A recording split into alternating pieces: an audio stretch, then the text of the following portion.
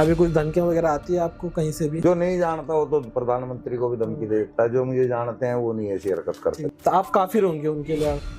सबके लिए हो तो रखा कुरान में काफिर के लिए क्या सजा है? मौत की सजा, सरतन से जुदा। बस सर कर्म कर दो। तो आपके आसपास सब लोग मुस्लिम रहते हैं, तो फिर आपका अब तक क्यों नहीं सर कलम हुआ? शादी किससे हुई आपकी? बहन ही लगती है रिश्ते में, मामा की लड़की है। यार अगर अल्लाह ने यहाँ किसी का नाश करने पे आ जाए तो उसको इतना टाइम क्यों लगेगा, और उसका नाश ही नहीं हो रहा, इसका मतलब अल्लाह में नहीं है। देखा कौन था वो? मोहम्मद साहब, अबू लहब का चाचा। हलाला क्या होता है? मैंने खुद अपनी आंखों से देखे हैं। बाप ने भी बेटी के साथ संबंध बनाए हुए हैं, और बाप ने बेटी के साथ? हाँ, भाइयों ने भी। ये मैं अपनी आंखों से देख चुका हूँ। भारत की बात है? हाँ, भारत की कर रहा हूँ, बाहर की। आपके परिवार में मेरी भाभी को हलाला कराना पड़ा। तो जब आप मौलवी थे आपने कभी किए थे हलाले? हाँ, 2 हलाले किए। कितने पैसे मिले? 11,000 रुपए मिले थे मेरे को। अपनी बीवी भी दी? पूरी रात। हाँ, 11,000 रुपये भी दिए, कमरा भी दिया। हाँ। तो अब तो ऐसा लगता है उन्होंने जो किया वो ठीक ही करा। और 5-7 पेन लेता तो ठीक रहता। तो ये हलाला में सिर्फ एक रात का नियम है? वो सामने वाले पे डिपेंड करता है। मतलब जब आप मौलवी थे तो आपके ऊपर डिपेंड था? हाँ, मेरे ऊपर डिपेंड था। मतलब आप उस लड़की को जब तक चाहे अपने पास रख सकते। हाँ, एक ऐसे बहुत केस पड़े हैं जो 70 साल के बुढ़े हैं, उन्होंने हलाला के तौर पे निकाह किया और वो छोड़ने को राजी नहीं है। अच्छा, ये भी होता है कि छोड़ने के राजी नहीं तो वो नहीं छोड़ेंगे? हाँ, मर्जी है ना उसकी। बहुत सारे लोग नहीं जानते कि इस्लाम क्या होता है और मुसलमान क्या होता है। क्या लड़कियों का भी खतना होता है? लड़कियों की भी खतना होती है। किस उम्र की लड़कियों का होता है? साल भर का भी कर देते हैं, 20 साल बाद भी कर दो। लड़कियों का खतना होता है, वो कौन करता है? नाई करते हैं, नाई मौलवी होते हैं, वो सॉरी पुरुष होते हैं। रोजा रखते हैं और छुप के खाते हैं। ऐसा है? हाँ, शाम को जाके वहाँ मस्जिद में बैठ जाते हैं अफ्तारी खोलने के लिए। तो आपने कभी ये किया था क्या? सबने कर रखे हैं। तो फिर रोजा रखने का मतलब क्या, आप किसे दिखा रहे हो? सब बताया ना तुम्हारे को, इसको कि इस्लाम में लड़का लड़कियों के पास समान अधिकार है? सम्मान छोड़ो, है ही नहीं है अधिकार एक भी। बता दो मेरे को, अगर उनके साथ बलात्कार हो गया ना, वो बलात्कार को साबित नहीं कर सकती, उसको 4 गवाह बताने पड़ेंगे। अब ये बताओ, जब 4 आदमी वहाँ खड़े हैं तो बलात्कार कैसे हो जाएगा? सच्चा मुसलमान अगर बनेंगे तो आतंकवादी हो जाएंगे। कुरान की फिर आपको एक आयत पे अमल करना पड़ेगा। तो कुरान के अंदर इतनी आयतें मार काट के ऊपर हैं। नमस्कार दोस्तों, मेरा नाम है दीपक सिंह, आप देख रहे प्राइम इंडिया। दोस्तों, प्राइम इंडिया पर मैं आपको पूरी दुनिया से ऐसे लोगों से मिलाता हूं जो सनातन धर्म के अनुसार जीवन जीते, सनातन धर्म को अप्रिशिएट और पूरी दुनिया में प्रचार करते हैं। कुछ दिन पहले हमने एक एक्स मुस्लिम सत्य साधु का इंटरव्यू किया था, जिससे आप लोगों ने बहुत सारा प्यार दिया और बहुत सारे लोगों ने हमें कमेंट में रिक्वेस्ट की थी कि एक दिन आप सलीम जी को अपने चैनल पे लाइए। तो आज फाइनली ये हमारे साथ होंगे। इनसे आज बात करके इनकी पूरी जर्नी के बारे में जानेंगे, तो ये इस्लाम से सनातन में कैसे आए। नमस्ते। नमस्ते। बहुत बहुत स्वागत है आपका। Thank you. सबसे पहले हम आपके बारे में जानना चाहेंगे कि आपका जन्म कहाँ हुआ, किस परिवार में हुआ, आपका बचपन का क्या नाम था, तो अपने बारे में बताइए हमें। बचपन का यही नाम है, सलीम अहमद ही नाम था मेरा जी। और शामली पश्चिमी उत्तर प्रदेश का मैं रहने वाला हूँ जी। वहीं मैंने पूरी शिक्षा ली है। मौलवियत की शिक्षा आगे हरियाणा से ली थी। अच्छा, मौलवी की शिक्षा लिया आपने? हाँ, हाफजे तक मैंने शामली के अंदर लिया। ठीक है। तो बचपन से आप कहाँ पढ़े, मतलब जैसे मदरसे में पढ़े हैं या जनरल स्कूल में पढ़े हैं? मदरसा नहीं, एक्चुअली वो हमारे टीचर का नाम सुलेमान था जी। बचपन में 12 साल का लगभग मैं था जी। आवारा घूमते थे हम। ठीक है। मेरा बड़ा भाई मछली पकड़ने का शौकीन था, मेरे को भी साथ में ले जाता था। पूरा दिन ऐसे ही निकाल देते थे। तो एक दिन हमारी माँ लठ लेके हमारे पीछे आ गई, हम नाले में मछली पकड़ रहे थे, तो उसने मारना शुरू किया। तो मेरा भाई तो हाथ जोड़ के बैठ गया, मैं काम पे जाऊंगा कल से। मैं कहने लगा मैं स्कूल जाऊंगा। अच्छा। तो वो डर था। हाँ। इच्छा नहीं थी, मजबूरी थी स्कूल जाना। हाँ। तो मेरी माँ ने उसी टाइम मेरा एडमिशन वहाँ पे करा दिया शामली स्कूल में। वो जो टीचर था ना, वो बहुत अच्छा कुरान का ज्ञानी था। कुरान के ज्ञानी थे। ठीक है। तो वहाँ वो कब्बल, क्योंकि मुसलमान ही बच्चे जाते थे उसके स्कूल में, अभी भी शायद मुसलमान के बच्चे पढ़ते हैं मैक्सिमम। तो वहाँ कुरान कंपलसरी था। ठीक है। कि भाई आप जो स्कूली शिक्षा है उसके साथ साथ कुरान भी सिखाया जाएगा। ठीक है। नमाज भी सिखाते थे, नमाज पढ़ना भी सिखाते थे, पढ़ाना भी सिखाते थे। तो वहीं पे मैंने इमामत भी करी 5 साल तक। पहले साल में ही मेरा हाफजा हो गया था। बाकी 4 साल मैंने उसी स्कूल में, मतलब दोपहर की नमाज होती थी तो उसका इमाम में ही था। ठीक। उसके बाद उम्र होगी शादी ब्याह की, शादी हो गया, शादी के बाद फिर कमाई के लिए आदमी को जाना पड़ता है इधर उधर। शादी किस उम्र में हुई आपकी? 21 साल का होऊंगा। 20 साल में। और जो आपने शिक्षा ली थी, सामान्य शिक्षा, आपके मदरसे में आप नहीं गए, तो वो कौन सी क्लास तक आप पढ़े थे? मैंने वहाँ हाई स्कूल तक किया। हाई स्कूल तक आप पढ़े हैं। फिर आपकी शादी हो गई। परिवार में कितने लोग थे आप शादी हम से पहले? 7 बहन भाई। ठीक है, माता पिता। और शादी किससे हुई आपकी?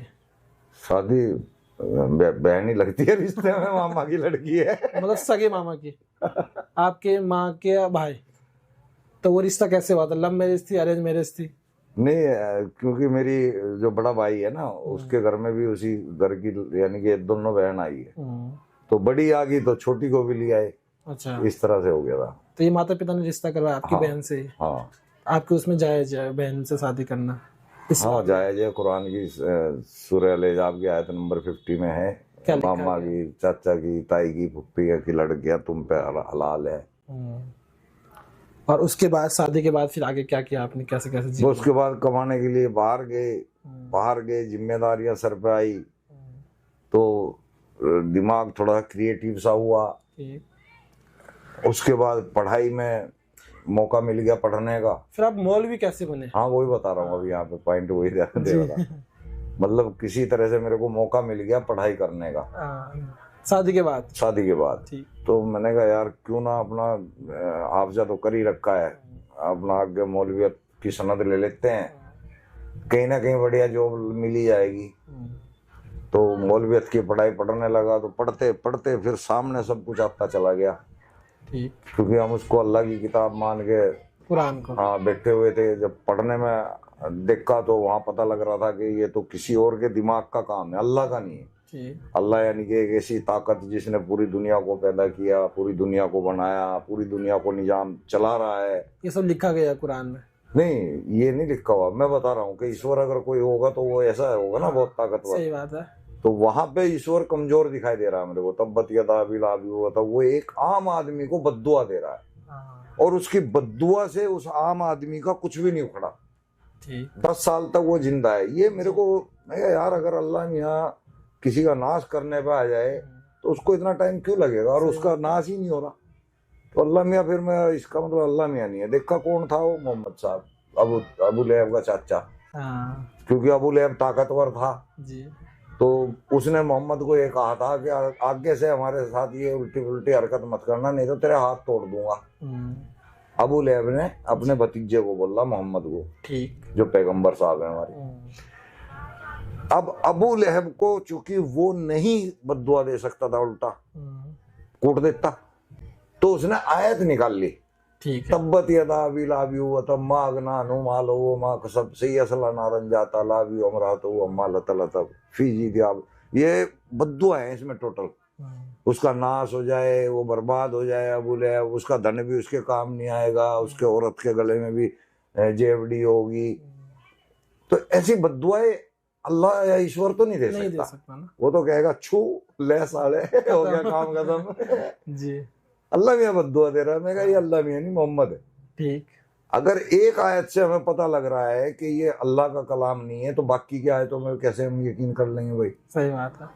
तो वहां से खोज शुरू होगी मेरे दिमाग के अंदर। फिर मैंने देखा अलहमदु शरीफ। तो यहाँ पे आप इस चीज का खंडन कर रहे हैं कि जो ये लोग कहते हैं कि हमारी आसमानी किताब है कुरान, हमारे अल्लाह की किताब है, आप कह रहे हैं कि वो नहीं है? हाँ, वो किसी इंसान ने लिखी है। वो उस्मानी किताब है, आसमानी नहीं, उस्मानी। अच्छा, उस्मानी। उस्मान गनी एक तीसरा खलीफा हुआ है, वो उसने जिल्द कराई है। ठीक। आपने बोला कि आप मौलवी की पढ़ाई की आपने, तो क्या सिखाया जाता है इस पढ़ाई में? एक मौलवी अगर बनना हो तो उसका पूरा प्रोसेस क्या होता है? कैसे पढ़ते, क्या पढ़ते हैं? कुरान का तर्जुमा और हदीस ये पढ़ने पड़ते हैं, पूरा पढ़ना पड़ता है। हाँ। तो जितने लोग पढ़ते हैं वो सारे फिर मौलवी बनते हैं, या फिर उसके बाद भी कुछ? नहीं, जो पास हो जाता है वो मौलवी। एग्जाम है इसका तो बाकायदा। अच्छा। अब फिर मौलवी बनने के बाद क्या क्या जिम्मेदारियां आती है? फिर अगर आप कहीं ज्वाइन होना चाहते हैं, किसी मदरसे में लगना चाहते हैं, किसी मस्जिद में लगना चाहते हैं, या किसी बोर्ड में शामिल होना चाहते हैं, तो आप अपने तरीके से, अपने जरिए से टर्म्स बना के लग सकते हैं। पैसा मिलता है इसमें? हाँ, पैसा मिलता है। कितना मिलता है? अब मोदी जी ने आके मौलवियों की तनख्वाह मेरे ख्याल से 20,000 कर दी है। अच्छा, वो फिक्स है पर मंथ? हाँ, पहले तो इनको वही 6-7 हजार के करीब ही मिलता था। अच्छा, आप जब थे आपको कितना मिलता था? हाँ, वो मेरे ख्याल से 7,000 था उस टाइम। आपका 7,000 हाँ। था। तो इस 7,000 के बदले आपको क्या क्या इस्लाम को देना पड़ता था वापस? क्या सेवाएं थी आपकी? मैंने तो अपनी मुजावर की ड्यूटी लगाई हुई थी। ये क्या होता है? मुजावर यानी कि मजार के ऊपर तैनात मौलाना। मजार के ऊपर आप हाँ। रहते थे, क्या करते थे वहाँ पे? वहाँ झाड़ फूक तवीज गंडे लोगों के बिगड़े हुए काम बना देना नंबर दे देना सत्तों के। अच्छा, आपकी आयत 230 क्या कहती है? क्या चीज? आयत 230 है। सूर्य बकरा की? हाँ, हलाला। वो हलाला के बारे में बताती है हलाला कि के बारे में बताती है आयत 230। हाँ, और मौलवी हलाला करते हैं या कोई भी कर सकता कोई भी है? कर सकता है। हलाला क्या होता है? पहले हम एक जनरल हलाला ये होता है कि एक आदमी अपनी औरत को तलाक दे देता है तो वो उसके लिए अब हराम हो जाती है। ठीक है। अब हलाल कैसे होगी? उसकी शादी पहले किसी और आदमी से कराएंगे, उसके साथ सोएगी, संबंध बनाएगी, फिर वो तलाक देगा, तब वापस उसके पास आ सकती है। ये प्रोसेस है। और जो शादी होती है वो किसी से भी हो सकती है, परिवार में या कुछ लोगों को छोड़ के फिर और लोगों में? नहीं, कुछ नहीं छोड़ा जाता वहाँ, दूध छोड़ा जाता है, यानी कि सगी बहन। लेकिन अब मैंने खुद अपनी आंखों से देखे हैं, बाप ने भी बेटी के साथ संबंध बनाए हुए हैं और बाप ने बेटी के साथ? हाँ, भाइयों ने भी। ये मैं अपनी आंखों से देख चुका। ये भारत की बात है? हाँ, भारत की कर रहा हूँ, बाहर की नहीं कर रहा। आपके परिवार में बाहर की करनी है तो पाकिस्तान की सैकड़ों वीडियो ऐसी घूम रही हैं जो लड़कियां खुद बयान कर रही है कि मेरे बाप ने मेरे साथ ऐसे किया, मेरे भाई ने मेरे साथ ऐसे किया।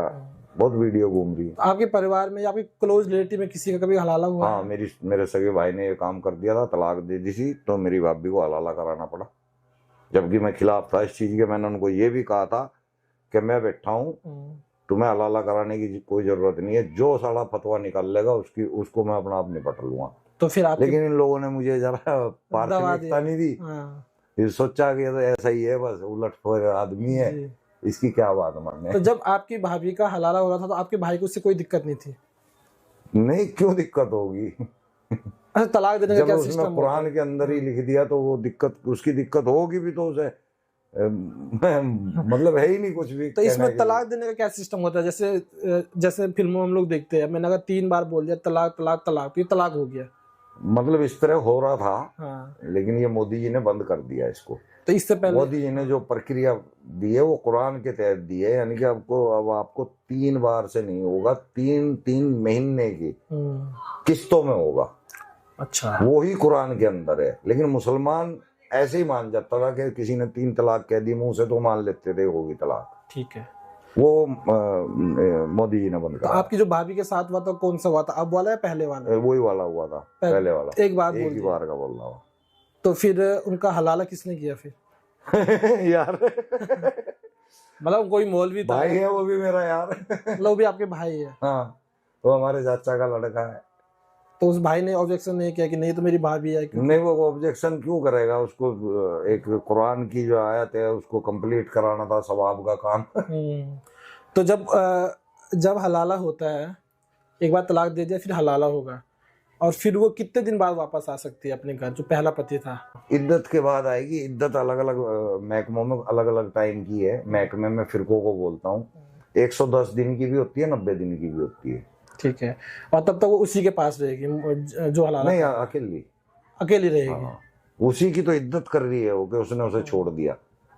वो इद्दत का मतलब एक तरह से शौक ही समझ लीजिए। हाँ। तो जब आप मौलवी थे आपने कभी किए थे हलाले? हाँ, 2 हलाले किए ना। आपने 2 किए। तब आपकी उम्र कितनी रही होगी जब आपने हलाले किए? होगा 28-30 के लगभग का। और जिन लड़कियों का आपने हलाला किया उनकी उम्र कितनी रही होगी? थोड़ी बहुत कम। नहीं, मैं थोड़ा 35 के लगभग का हूँगा। और वो लड़कियां? वो होंगी 28 के आसपास की या 30 के नीचे थी। तो आप तक वो लड़कियां पहुंची कैसे थी? मतलब हलाला हुआ, आपकी क्या लगती थी वो? नहीं, मेरी कुछ नहीं लगती थी। वहीं क्या बोलते हैं, ये नारायणगढ़ के एरिया में एक गांव लगता है, मुस्लिम गांव है वो। ठीक है। उसमें मुस्लिम काफी हैं। तो उन्हें पता था कि भाई इस तरह यहाँ पे एक मौलवी बैठा हुआ है, फेमस था मैं। तो वो वहीं पे आए थे मेरे पास में, कह रहे जी एक सवाब का काम है, पुण्य है। सवाब का मतलब पुण्य, कि जी इस तरह गलती से तलाक दे दी है, हमारा भाई है, और आप अगर हलाला कर दोगे तो हम आपको उजरत भी दे देंगे कुछ। तो मुझे पता नहीं था कि पैसे मिलते हैं। अच्छा, वो पहली बार जब आपका हलाला, जब आप हाँ। हलाला कर रहे थे, हाँ, तो कितने पैसे मिले थे? 11,000 रुपये मिले थे मेरे को। और ये कितनी बार हलाला करना पड़ता है? बस एक ही रात में कर लिया था और फिर नहीं हुआ क्या। अच्छा, और तो जो लड़की आपके पास आई थी वो खुश थी ये करते हुए? उसका मन था ये सब करने का? उसको मन बनाना पड़ेगा। अगर उसको जरा सी भी एतराजी होगी ना तो कुरान के अनुसार फिर वो हलाला नहीं माना जाएगा। अच्छा। तो उसको मन से आना पड़ा। हाँ। और उसने मन से मेरे साथ जो रात क्रिया है, रात की सुहाग रात दिल से की। हाँ। और मैंने बल्कि सुहाग रात के लिए मजार का कमरा यूज नहीं किया था, अलग कमरा यूज किया था। ठीक। तो वहां पे की, उस कमरे का खर्चा भी मैंने लिया था। हाँ। तो मजार का कमरा क्यों नहीं इस्तेमाल किया आपने? मैं उसको देखो दुनिया को नहीं दिखाना चाहता था कि भाई यहाँ पे गलत काम भी हो सकता है। आपको लग रहा था ये गलत है? मतलब नहीं, अब लगता है ना, उस टाइम तो ठीक था, लेकिन शारीरिक संभोग एक मजार के ऊपर किसी भी तरह से उचित नहीं है। इस चीज को मैंने ध्यान में रख के कि भाई अगर मान लो किसी को पता चल गया तो कुछ भी हो सकता है। मैं अपनी सगी बीवी से भी नहीं कर सकता। अच्छा। क्योंकि वो एक पाक जगह मानी जाती है, हालांकि कोई पाक पूक कुछ नहीं होती, वो सब एक ही जगह है। तो जब वो लड़की आपके पास आई तो वो तैयार थी ये करने के लिए? हाँ, रेडी थी वो। अच्छा, लड़कियों को भी कोई दिक्कत नहीं होती या कुछ लड़कियों को दिक्कत होती है हलाला करवाने? जिसको होएगी दिक्कत उसका हलाला ही नहीं होगा, मानना ही नहीं जाएगा। उसको प्रीपेड होना पड़ेगा। तो ये हलाला में सिर्फ एक रात का नियम है या नहीं? वो किसी के ऊपर डिपेंड करता है? वो सामने वाले पे डिपेंड करता है। मतलब जब आप बोल रहे थे तो आपके ऊपर डिपेंड था? हाँ, मेरे ऊपर डिपेंड था। तलाक मांगेगी नहीं वो, मेरे को खुद देना पड़ेगा।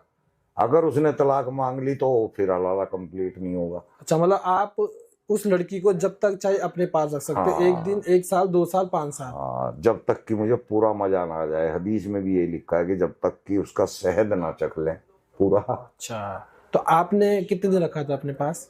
मैंने तो एक ही रात रखा सच बताना? हाँ, एक ही रात रखा था। 2 किए थे, दोनों को एक ही रात रखा था। सुबह उठ के पप्पी ले गए तलाक पप्पी लेके, मतलब आप भी काफी सहज हो रहे थे, तो फिर एक रात में छोड़ने का क्या कारण? देखो, ईमानदारी थी ना। अच्छा, ईमानदारी थी आपके अंदर? सबके अंदर होती है ईमानदारी जो हलाला करते हैं? नहीं, ऐसे बहुत केस पड़े हैं जो 70 साल के बुड्ढे हैं, उन्होंने हलाला के तौर पे निकाह किया और वो छोड़ने को राजी नहीं है। अच्छा, ये भी होता है कि छोड़ने के राजी नहीं तो नहीं छोड़ेगा? हाँ, मर्जी है ना उसकी। तलाक मांग ही नहीं सकते उससे। ओके। तलाक लड़की तो मांग ही नहीं सकती तलाक। लड़की को उसके साथ रहना पड़ेगा जब तक वो चाहेगा, जब तक उसकी मर्जी। अब वो तलाक न दे फंस फिर वो उसकी बीवी बन गई, वो उसकी। और पहले वाला क्या करेगा फिर? बैठा रहो।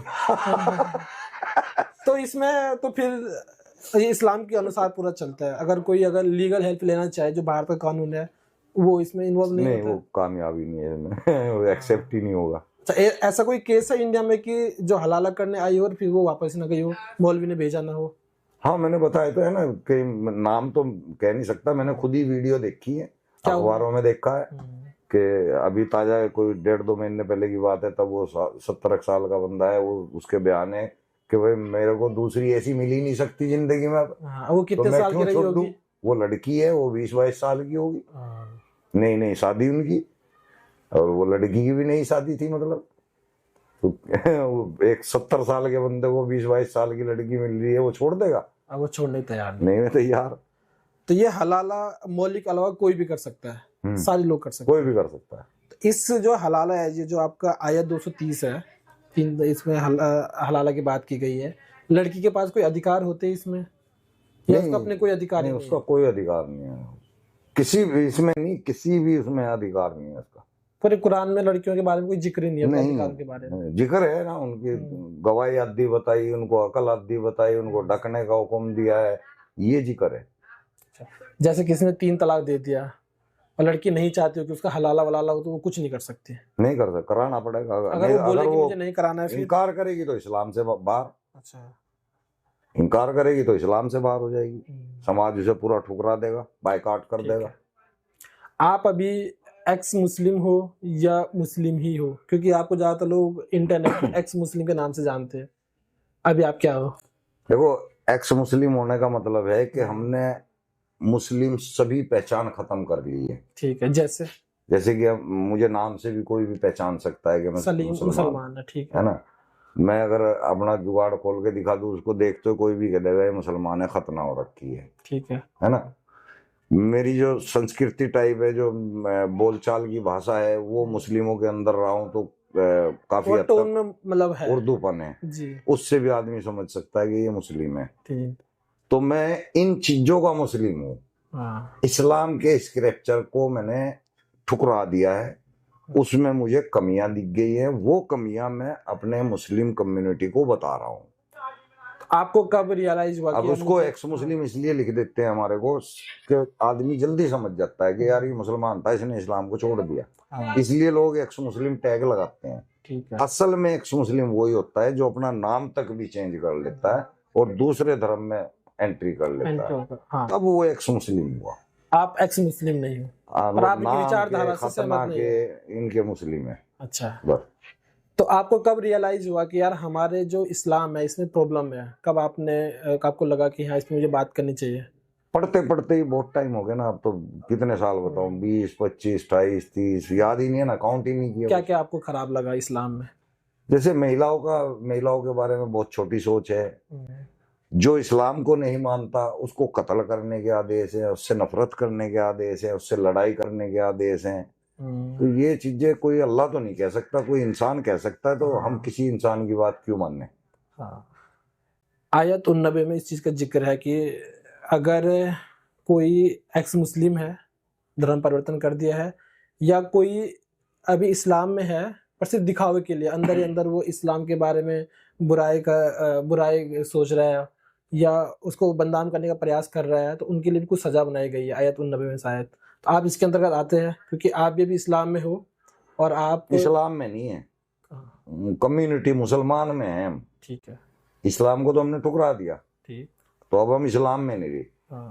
पैदा हम मुसलमान हुए थे इसलिए कि हमारी कम्युनिटी मुसलमान है। क्या फर्क है ये, इनका अंतर बताइए, क्योंकि बहुत सारे लोग नहीं जानते कि इस्लाम क्या होता है और मुसलमान क्या होता है। इस्लाम वो होता है जी जो कुरान है और जो हदीस है वो इस्लाम है, उसको फॉलो करने वाला सही मायने में मुसलमान है। ठीक है। हम केवल नाम के मुसलमान हैं, आप फॉलो असल मुसलमान हम किसी को नहीं फॉलो करते। हमने तो हम खाली जो हमारे कर्तव्य धर्म है ना, जो इंसान का धर्म क्या होता है, धर्म और अधर्म क्या होता है। धर्म ये होता है कि आप आए, मैंने आपकी खिदमत की, आपकी सेवा की, ये मेरा धर्म था, है ना। एक माँ अपने बच्चे को दूध पिलाती है, ये उसका धर्म है। एक बाप अपनी बेटी को विदा करता है, ये उसका धर्म है। एक भाई अपनी बहन की रक्षा करता है, ये उसका धर्म है। ये धर्म होते हैं। इस्लाम में किसे धर्म कहते हैं? इस्लाम में तो ये कुरान धर्म है। अच्छा, वो चाहे कुछ भी बोलो आपको करना है। ठीक। जो भी उसमें लिखा है करना ही करना है, अगर नहीं करोगे तो आप फारिग हो गए इस्लाम से। आपकी शादी हुई थी? मतलब है या हुई थी कुछ? कब? 20-21 साल का हूँ, 20 का ही होऊंगा शायद। तो किससे हुई थी? आपने बताया कि बहन से ही हुई थी। हाँ, सिस्टर से ही हुई थी। तो कुछ बच्चे वगैरह हुए उनसे? हाँ, 2 बच्चे हैं। अभी वो साथ रहते या नहीं रहते? नहीं, अभी अलग है। क्या वजह अलग होने की? आप इस्लाम नहीं, आप अलग हुए या वो लोग अलग हुए? नहीं, मैं अलग हुआ। उन्होंने मेरे सामने ये शर्त रख दी कि या तो अभी मस्जिद में चल के नमाज पढ़ के तौबा करके वीडियो बनाओ, या फिर हमारे से वास्ता मतलब खत्म कर लो। ठीक। मैंने अपने कपड़े उठाए और दुकानदार था मैं, तो अपनी दुकान पे जाके लेट गया। जब से मैं अलग ही हूँ, 3.5 साल हो गए होंगे या पता नहीं 4 साल हो गए होंगे, ध्यान नहीं, काउंट नहीं करता, ऐसे ही याद नहीं। 2 बच्चे क्या क्या थे आपके? एक लड़का एक लड़की। बच्चों की याद भी नहीं आती या आती है कभी कभी? ऐसे तो मिलते रहते हैं, ये थोड़ा ही नहीं मिलते। अच्छा, आसपास ही रहते हैं। हाँ। तो वो कभी आके बात करते हैं, आप जाते हैं उनके पास? हाँ, आ भी जाते हैं कभी कभार। अच्छा। मैं नहीं जाता। आप नहीं जाते? नहीं। तो भविष्य में परिवार के साथ रहने का प्लान है या अब छोड़ दिया सब? मुझे किसी की जरूरत ही नहीं है। किसी को मेरी जरूरत है, वो मेरे पास आ जाओ, जब मर्जी आ जाओ। लेकिन बच्चों को तो आपकी जरूरत होगी, उनके पिता है आप। नहीं, मुझे तो यार, मैं इंसान हूँ। इंसान इस दुनिया में अपने लिए आया है, अपने लिए आए और अपनी जिंदगी जिए और निकल जाए। ये है हमारे जो मेन है मानवता के अंदर। तो अगर हम जबरदस्ती के यार ये मेरा बेटा है, मेरे को चेप रहना ही पड़ेगा, आदमी चाहे वो अच्छा हो या बुरा हो, चाहे उसकी विचारधारा कैसी भी हो, नहीं मेरा बेटा है, मैं नहीं इस चीज को मानता। जो मेरा मैं उसका, जो मेरा नहीं मैं उसका नहीं। कोई भी हो चाहे। तो परिवार में किसी से कोई कांटेक्ट नहीं है अभी, किसी के साथ नहीं रहता? कांटेक्ट है, मतलब रहते रहता किसी अलग के ही साथ हो। नहीं। हाँ। तो जब आपने इस्लाम के खिलाफ बोलना शुरू किया तो माता पिता बीवी का क्या रिएक्शन था, उन्होंने क्या कहा आपको? वही खिलाफत। खिलाफत। हाँ, वो खिलाफ में आ गए। मैंने उनसे सवाल करे, अब मेरी बात भी नहीं सुनने को तैयार। भैया तो आदमी खुद इतना ज्ञान रखता हो कि भाई जवाब दे सके, अब उनको ज्ञान है नहीं है। वो खुद ऐसे मुसलमान हैं कि जुम्मे जुम्मे के नमाजी, सारे मुसलमान ऐसे होते हैं। तो आप काफिर होंगे उनके लिए आप? सबके लिए हो तो रखा कुरान है। में काफिर के लिए क्या सजा है? मौत की सजा, सरतन से जुदा। सरतन से बस सरकलम कर दो इनको। हाँ। तो आपके आसपास सब लोग मुस्लिम रहते हैं, तो फिर आपका अब तक क्यों नहीं सरकलम हुआ? तो तो वो कुरान को करने के लिए थोड़ा आदमी को मजबूत होना पड़ेगा ना, मेरे से ज्यादा। मुझे मारने के लिए मेरे से ज्यादा मजबूत होना पड़ेगा। दारा सिंह को राजपाल यादव तो नहीं मार सकता। अच्छा, ऐसे लोगों के लिए फतवा भी निकलते हैं जो काफिर वगैरह बन गए या जिन्होंने छोड़ दिया इस्लाम को, क्या होता है ये फतवा? फतवा, इसका पूरा नाम फतावा होता है। फतवा उसको कहते हैं कि किसी आदमी ने इस्लाम के खिलाफ कोई बात कर दी तो उसके खिलाफ फतवा निकाल देते हैं कि भाई ये इस्लाम से खारिज है और इससे मतलब वास्ता दूर कर लो। आप तो वैसे ही इस्लाम से खारिज है। हाँ, तो आपके लिए खतना भी कोई फर्क नहीं पड़ेगा? मेरे पे तो कोई फर्क नहीं पड़ेगा, उन पे पड़ जाएगा जो फतवा निकाल लेंगे। जी। अभी कुछ धमकियां वगैरह आती है आपको कहीं से भी? जो नहीं जानता हो तो प्रधानमंत्री को भी धमकी दे देता है, जो मुझे जानते हैं वो नहीं ऐसी हरकत कर सकते। बीच में आपने खतना की बात की थी, क्या लड़कियों का भी खतना होता है? हाँ, वो एक दाऊदी वोहरा समाज है, फिरके होते हैं ना इस्लाम के अंदर भी 73 फिरके, उसमें दाऊदी वोहरा फिरका ऐसा है जहाँ पे लड़कियों की भी खतना होती है। किस उम्र की लड़कियों का होता है? वो एक्चुअली थोड़ी सी बढ़ते ही किसी भी उम्र में कर देते हैं। और फिर भी थोड़ा एक आइडियल एज हो, मतलब 4, 5, 7, 8 साल भर का भी कर देते हैं। साल भर का भी? हाँ। और जो सबसे ऊपर की एज तक कहाँ तक होता है? 20 साल बाद भी कर दो, लेकिन जब तक नहीं करेंगे तब तक उसको मुसलमान नहीं मानते, इसलिए करते हैं टाइम से। ठीक है। तो बालिग होने से लड़कियों पहले का कर देते हैं। खतना होता है वो कौन करता है? लड़का करता है, लड़की करता है, मौलवी करता है, कौन करता है? हाँ, ये तो हकीकत है, नाई करते हैं, नाई मौलवी होते हैं, वो सॉरी पुरुष होते हैं। नाई करते हैं खतना। आयत 32, 33, 59 कहती है कि लड़कियों के, मतलब ये तीनों आयत मिलके बात करती है कि लड़कियों का यौन शोषण अपराध है। आयत के अंदर ये लिखी गई है। तो फिर ये खतना, आपको नहीं लगता कि ये भी यौन शोषण हो रहा है किसी लड़की? हाँ, ये बल्कि बाल शोषण भी हो जाता है। हाँ, यौन शोषण, बाल शोषण। तो इस पे कोई ये लड़कों की खतना भी बाल शोषण में आता है जी। आप उससे बिना पूछे उसके अंग को काट रहे हो, ये भी बाल शोषण में आता है। ये हक है नहीं है किसी को। सही बात है। इसके ऊपर कोई आवाज नहीं उठाता इस्लाम में, ऐसा क्यों? क्योंकि अल्लाह का हुक्म मान के लगे हुए हैं, और अगर उससे इनकार करेंगे तो पूरी कम्युनिटी अलग हो जाएगी। वो कम्युनिटी का डर जो है हमें मुसलमान बना के रखता है। अल्लाह का कोई डर नहीं है मुसलमान को, अल्लाह का कोई कम्युनिटी का डर है, तेरा डर है, उसका डर है, अभी ये ना देख ले, वो ना देख ले। नहीं तो ऐसे ऐसे मुसलमान हैं, अभी रमजानों में सारे मुसलमान मेरे से इस बात पे एक्सेप्ट करेंगे, क्या सच बोल रहा है, रोजा रखते हैं और छुप के खाते हैं। ऐसा है? हाँ, रोजा रखते हैं, छुप के खा लेते हैं, पेट भी भर गया, शाम को जाके वहां मस्जिद में बैठ जाते हैं अफ्तारी खोलने के। तो आपने कभी ये किया था क्या? सबने कर रखे हैं। अच्छा। एक भी मुसलमान ऐसा नहीं होगा जिसने ये काम ना किया। तो फिर रोजा रखने का मतलब क्या, आप किसे दिखा रहे हो? सब बताया ना, तुम्हारे को, इसको, उसको, एक दूसरे को दिखाते हैं। अच्छा, मस्जिद में नमाज, अगर अल्लाह से मुसलमान डरता तो एक भी गुनाहगार जेलों में ना होता। मुसलमान अगर अल्लाह से डरते तो ये नहीं डरते, ये सिर्फ कम्युनिटी से डरते हैं कि ये हमारे को खारिज ना कर दे, आस पड़ोस के लोगों से डरते हैं। हाँ, नहीं कहीं तो निकाल न दे हमें। आज इतने मुसलमान इस्लाम से भरे बैठे हैं जी। कि वो नहीं चाहते कि वो नमाज पढ़े, हाँ। वो नहीं चाहते कि वो रोजा रखे, लेकिन मजबूर। कम्युनिटी जो है उनको ताने, सुबह उठते नमाज में चलो, नमाज में चलो। अब यार नमाज नहीं पढ़ता, कैसा आदमी है तू, टोक्का टाक्की करते हैं एक दूसरे को। बस तुम्हें अपनी जन्नत पूरी करनी है ना, तुम अपनी तैयारी करो ना, तुम्हें दूसरे से क्या मतलब है? तू नमाज पढ़ने जा रहा, जा पढ़ के आ, दूसरे को क्यों टोक रहा भी? अच्छा, मस्जिद में नमाज पढ़ने की बात आप कह रहे हो, तो इसमें क्या लड़कियां भी जा सकती है मस्जिद में? पहले जाती थी। पहले मतलब कब? पुराने वक्त में। लेकिन जब लड़कियों को देख के मस्जिदों में हरकतें होने लगी तो शिकायतें गई आगे मोहम्मद साहब के पास। ठीक। मोहम्मद साहब ने फिर इनको शैतान का रूप बताया कि महिलाएं शैतान का रूप होती हैं। महिलाओं को शैतान का रूप बताया। हाँ, और महिलाओं को चूंकि माहवारी आती है इसलिए इनको नापाक बताया। ठीक है। नापाकी की वजह से और शैतान बताने की वजह से इनको मस्जिद में एंट्री बंद हुई, लड़कियों को जाना बंद है। हाँ। आपको क्या लगता है कि इस्लाम में लड़का लड़कियों के पास समान अधिकार है? नहीं है, बिल्कुल नहीं है। नहीं, सम्मान छोड़ो, है ही नहीं है अधिकार। एक भी बता दो मेरे को।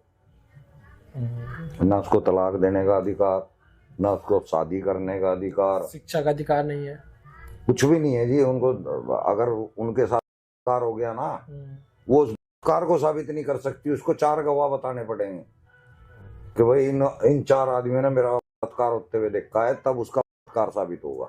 4 में से 4 ने मना कर दिया तो नहीं हुआ मतलब? अब ये बताओ, जब 4 आदमी वहां खड़े हैं तो बलात्कार कैसे हो जाएगा?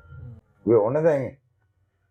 मतलब ये इम्पॉसिबल है प्रूव करना कि हमेशा बलात्कार हो ही इस्लाम नहीं में। सकता। ठीक है। मदरसे आप कभी नहीं गए? नहीं गया हूँ। क्या होता है मदरसे में?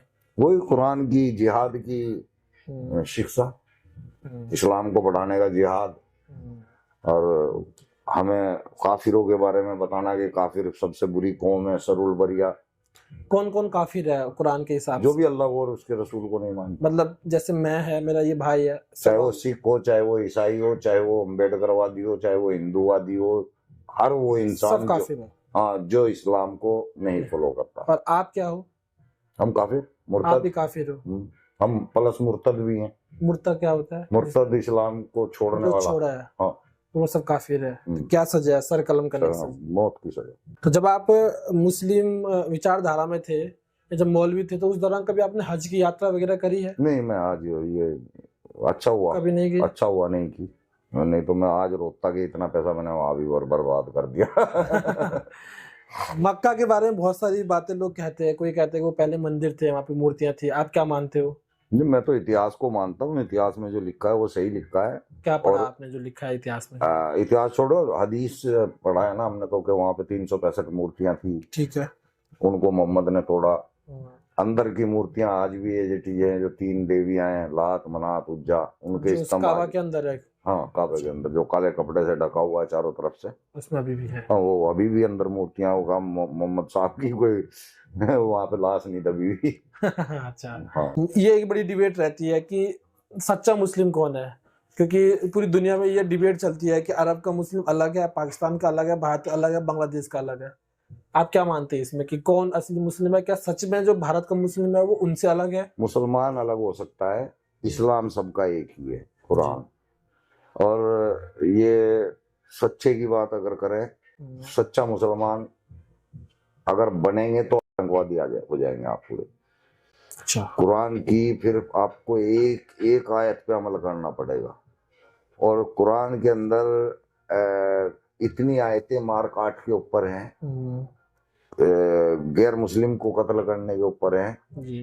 कि आप आतंकवादी घोषित हो जाओ। अगर जितने भी ये संगठन है, जैसे मोहम्मद, ISI, बोको हराम और बहुत सारे नाम याद नहीं रहते, ये सब कुरान पे अमल कर रहे हैं पूरा। तो ये सच्चे मुसलमान है। ये कुरान के लिए मरने को तैयार है, मारने को भी तैयार है। ये हैं सच्चे मुसलमान। ये जितनी कम्युनिटी आप इंडिया, पाकिस्तान देख रहे हैं ना, अगर आप कुरान उठा के इनकी जीवनी चेक करने लगे ना इंसानों की, तो एक भी मुसलमान नहीं है, सारे कुरान के खिलाफ हैं। कहीं ना कहीं कुरान को अनफॉलो कर रहे हैं। मतलब जो कुरान को कट्टरपंथी से फॉलो करेगा वो सीधे आतंकवादी बनेगा। सबसे खतरनाक कौन सी आयत आपको लगती है? कुरान तो आपने पढ़ी होगी, मौलवी थे आप। सूरह तौबा पूरी की पूरी ही खतरनाक है। ये मानवता के लिए बहुत हानिकारक है। अब मैं थोड़ा सा आपके हल्ला, जब आप मौलवी थे उस पर आना चाहूंगा। एक हलाला आपने किया था, फिर दूसरा हलाला आपने कितने समय बाद किया था? वो कोई मेरे ख्याल से 20 या 22 दिन के वक्त में ही हो गया था, यानी कि दूसरा हो गया था। हाँ, उसी टाइम हो गया था। एक और आ गया, क्योंकि खबर फैल जाती है ना एक दूसरे से। आदमी जिस लाइन में होता है ना, वापस कर दी थी। हाँ, वो मौलवी अच्छा उसने वापस कर दी थी। हाँ। अच्छा। तो फिर वो शहजादपुर है एक, शहजादपुर में शराब पी के और उसने अपनी बीवी को मार पीट के तलाक दे दी।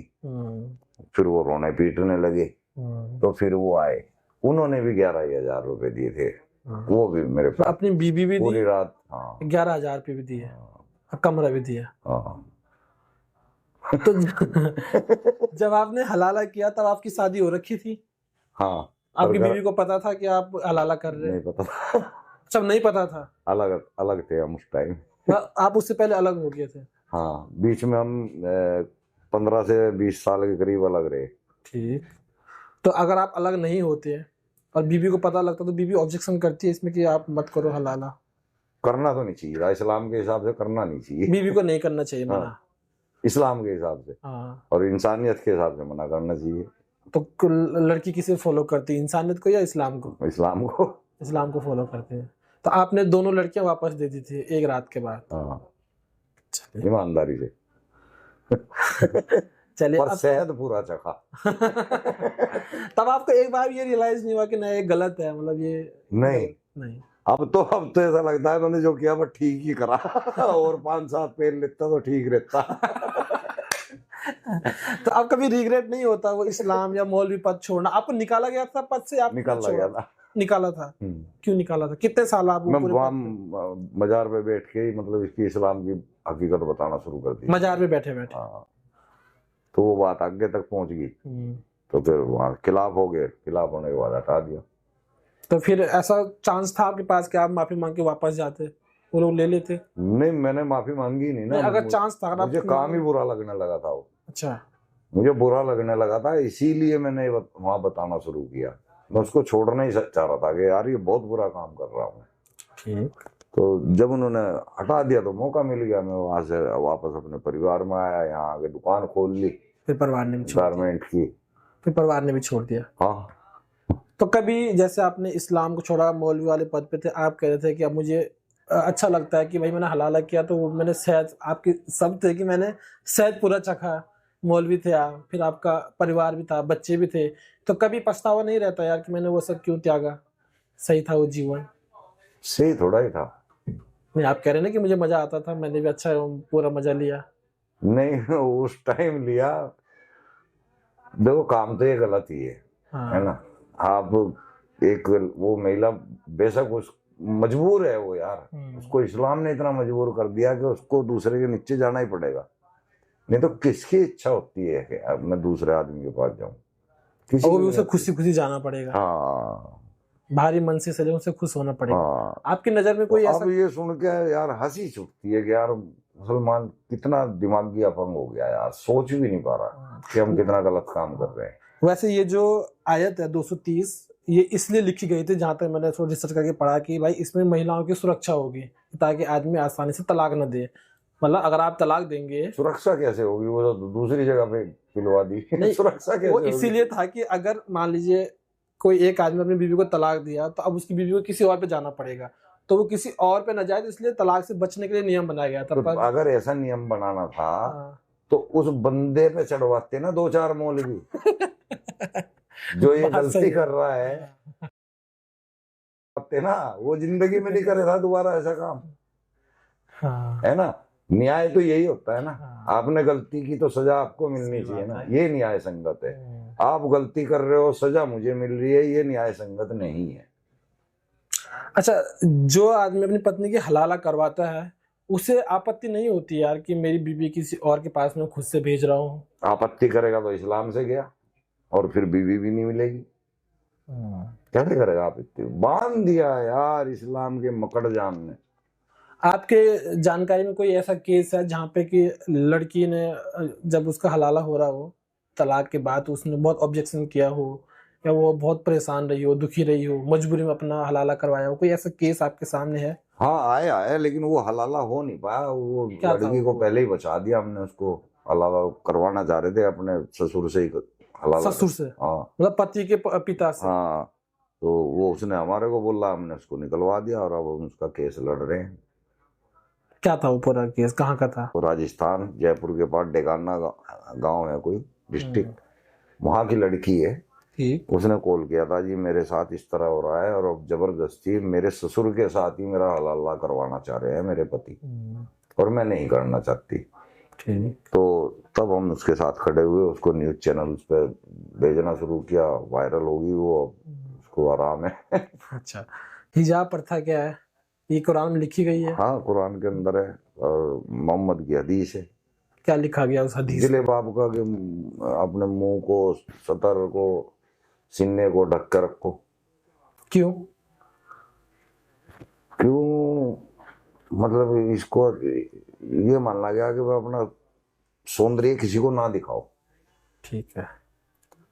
अब मर्दों पे ऐसी कोई आपत्ति नहीं है, मर्द कच्चे में भी घूम सकता है, और तो ऊपर ढक के रहना पड़ेगा। मैंने बताया ना, औरतों के लिए जहर है ये जी। इस्लाम, और औरतों को समझ में नहीं आ रहा। जिस दिन समझ में आ गया औरतें ज्यादा छोड़ देंगी तो इसको। क्या पता उन्हें समझ हो पर उन्हें रास्ता नहीं पता। पढ़े नहीं है, समझ पढ़े नहीं है, दूसरे वो डरते हैं कम्युनिटी। अच्छा, पढ़ाते क्यों नहीं है मुस्लिम लोग अपने बच्चों? क्योंकि बहुत कम मुस्लिम लोग अब अभी पढ़ाने लड़कों को लगे, अब अभी भी कम है। हाँ, अभी भी वो क्यों नहीं पढ़ाते? अनुपात बहुत कहीं उन्हें अपने अधिकार पता नहीं लग पैसा जाए। भी नहीं होता ना इतना। हाँ, एक नहीं बार लगी बताओ, एक सरकार तो आदमी फ्री रेडी लगा रहा एजुकेशन है, है। मजदूरी कर रहा है, हाँ। उसके 18 उसके बच्चे हैं, हाँ। कितनों को पढ़ा लेगा वो क्या करते हैं, छोटा होते से चाय की दुकान पे भेज देंगे, मिस्त्री की दुकान पे भेज देंगे, काम सीख भाई, है ना।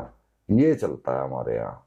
मदरसा इसलिए भेजते हैं कि पैसे होते नहीं, वहाँ फ्री में पढ़ाई होती है और इस्लाम की पढ़ाई होती है। हाँ, बस इस तरह से भेजते हैं। सनातन के बारे में क्या कहेंगे आप? सनातन वही धर्म को मानता है, और सनातन तो वैसे किसी धर्म का नाम नहीं है। जी। सनातन तो कुदरत है। हाँ। इसकी अगर व्याख्या पूरी खुल के करें, सनातन सदैव से सदैव तक या शाश्वत, शाश्वत भी उसी को बोलते हैं जो शुरू से है और आखिर तक रहेगा, अनादिकाल से था, हाँ। अनंत काल तक है। और ये क्या चीज है? कुदरत। जी। शुरू से है, एंड तक रहेगी। आप भी खत्म हो जाओगे, मैं भी खत्म हो जाऊंगा, दुनिया के सारे जीव जंतु भी खत्म हो जाएंगे, लेकिन कुदरत रहेगी, है ना। वही सनातन है। उसको सनातन कहा गया है। अब सनातन के अंदर हमारे बहुत से जो पुराने बुजुर्ग थे, ऋषि मुनि रहे हैं, महापुरुष रहे हैं, उन लोगों ने हमारे को धर्म समझाए और अधर्म बताया क्या है। जी। तो जो धर्म है वो मैंने आपको बताया क्या क्या धर्म है, उनको ना मानना अधर्म। जी। तो अधर्मी को गलत कहा गया, धर्म करने वाले को अच्छा आदमी बोला गया है। तो धर्म, मैं धर्म का पालन करता हूँ। चलो, ये मेरा आपसे कुछ आखिरी सवाल है। आपने कहा था कि आपके 2 बच्चे हैं, एक लड़का एक लड़की, अभी आप उनसे अलग रहते हैं, उनका भी क्या खतना हो रखा है दोनों? हाँ, सब कुछ हो रखा है। नहीं, लड़की का नहीं, हमारे देवबंदियों में लड़कियों का खतना नहीं होता। अच्छा, लड़के का हो रखा है।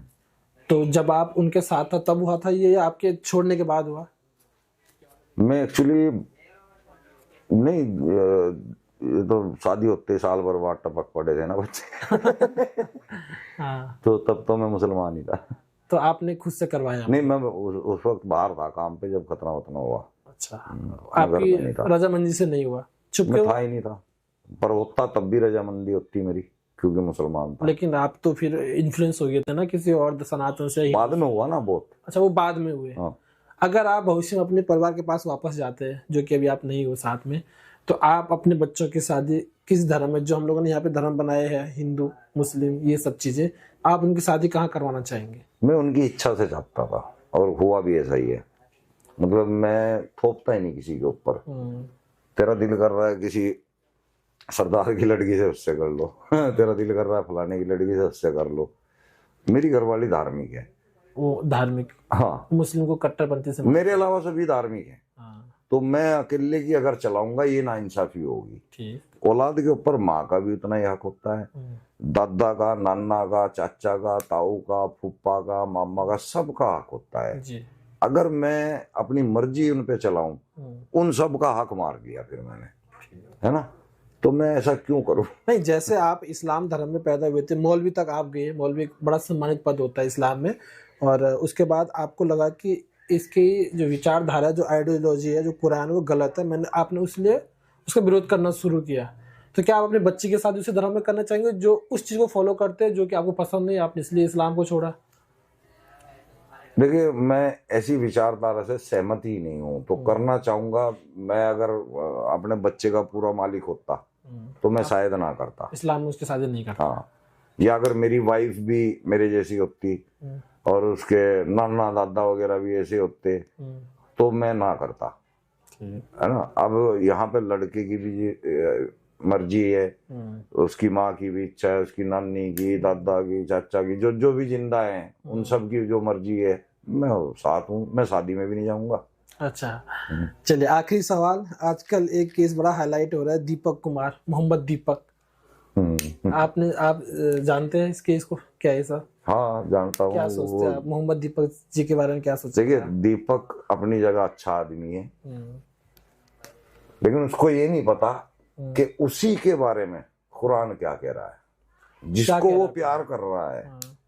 अगर हम उसी से पूछेंगे कि भाई इस्लाम के हिसाब से ये दीपक जन्नत में जाएगा क्या दोजख में, वो मुंह पे कह देगा कि ये दोजख में जाएगा। हम उससे पूछेंगे क्या इस्लाम इससे प्यार करने को कह रहा है, अगर वो जानता होगा तो बता देगा नहीं, वो नफरत करने को कह रहा है कुरान। पर ऐसा क्यों? उसने तो जो अल्लाह के बंदे हैं उनका पक्ष लिया, उनके लिए वो खड़ा हुआ, 150 लोग सामने थे, वो सही है, लड़ने को तैयार हो गया था। मैं तो उसको तो सही कह रहा हूँ ना। दीपक जो था उसने मानवता का कार्य किया। ठीक है, लेकिन फिर कुरान उसको गलत क्यों कह रही है? मतलब कुरान क्यों कह रहा है कि जन्नत में नहीं जाएगा? क्योंकि वो उसने इस्लाम नहीं कबूल रखा दीपक ने। अगर वो इस्लाम को कबूल कर लेगा वो भी जन्नत में चला जाएगा। मतलब उसने इस्लाम कबूल नहीं किया, पर उसने इस्लाम कबूल करने वाले की मदद की, वो फिर भी जन्नत में नहीं जाएगा। दोजख में जाएगा, नरक में जाएगा। हाँ। तो आपको क्या लगता है कि जिस प्रकार से वो एक हिंदू है, उसने अपने नाम के आगे मोहम्मद लगाया, इस मोहम्मद शब्द का अर्थ क्या होता है? सम्माननीय, मतलब सम्मान्य, मतलब जैसे सम्मानीय नरेंद्र मोदी, श्री, जैसा हम लोग श्री लगाते हैं तो मोहम्मद लगाते हैं, पर ये कोई भी नॉन मुस्लिम मोहम्मद नहीं लगाएगा, ये बात सही है? हाँ, नहीं लगाएगा। तो ये दीपक को लगाना चाहिए था? नहीं, उसको लगाना ही नहीं चाहिए था। उसको पहले तो यार उसने खुद के मुंह से कहा ना ये कि मैं मोहम्मद दीपक हूँ। वो इनोसेंट है, सच्ची बता रहा हूँ मैं। अगर वो कुरान को पढ़ा हुआ होता है या उसको ये पता होता कि मुसलमान हिंदू से प्यार कर ही नहीं सकता, तो वो कभी भी खड़ा नहीं होएगा उसके साथ, कोई भी नहीं खड़ा होएगा। उसको पता नहीं है, उसने भाईचारा बना, क्योंकि अम्बेडकर वो भीम मीम भाई भाई, भीम मीम भाई भाई, ये नारा चला रखा ना इन लोगों ने। लेकिन भीम वालों को पता नहीं है कि ये भाई नहीं है, कुरान इनको भाई नहीं कह रहा, कुरान इनसे नफरत के ही आदेश दे रहा है, और ये भी अपना काम निकलने के बाद नफरत दिखाएंगे। ठीक, आपने कहा कि मुस्लिम कभी हिंदू से प्यार नहीं कर सकता, कुरान मना कर रहा है। मतलब कोई एक भी नहीं कर सकता? कोई भी नहीं कर सकता भाई, जिसने कुरान ना पढ़ी हो। मान बहुत सारे मुस्लिम ऐसे होते हैं जिन्होंने कुरान नहीं पढ़ी हो। जब तक हमें पता नहीं है हम कर लेंगे। अच्छा, अब हमें नहीं पता कि भाई कुरान में मना कर रखा है काफिरों के साथ दोस्ती करने को, तो हम कर लेंगे। अच्छा, पता अगर हमें चल गया, कुरान पढ़ लिया तो मुश्किल है। जिसने कुरान नहीं पढ़ा वो सामान्य इंसान। ठीक है। अच्छा, ये मोहम्मद का मतलब सिर्फ सिलमान होता है और कुछ नहीं? ये नाम नहीं होता। और मुस्लिम लोग इसे कुछ नाम के लगाते हैं, उन्हें पता है कि सिर्फ सिरी है? कुछ नहीं पता यार, मुसलमानों को घंटा भी नहीं पता है। मुल्ला जो बताते हैं उसी बात का यकीन कर लेते हैं। कैमरे के पीछे भाई टोपी लगा के खड़ा है, वो सुन रहा होगा बाहर भी खड़ा है।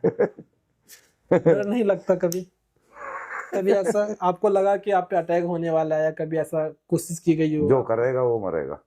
अच्छा, हमारे को कुछ नहीं हुआ। पर नहीं, ये बात के साथ मैं आपको तारीफ करना चाहूंगा कि जहाँ पे अभी हम आपके निवास से बैठे हैं और आसपास सारे मुसलमान हैं और आप उन्हीं के खिलाफ बोल रहे हो, तो ये करेज, ऐसा क्या बैकअप आपके पास है कि आप डरते नहीं है? कुछ तो होगा। क्या है? मैं क्यों बताऊं, अपना जिन खोल के दिखाऊं। चलिए, बहुत बहुत धन्यवाद आपका हमारे साथ जुड़ने के लिए। दोस्तों, बहुत बहुत धन्यवाद आप सभी का ये वीडियो देखने के लिए, और आप इनके बारे में अपने विचार जरूर कमेंट में लिखना। इनके सोशल मीडिया के लिंक्स आपको डिस्क्रिप्शन में मिल जाएगा। बहुत बहुत धन्यवाद सभी का। वीडियो को लाइक और शेयर जरूर करना। Thank you very much.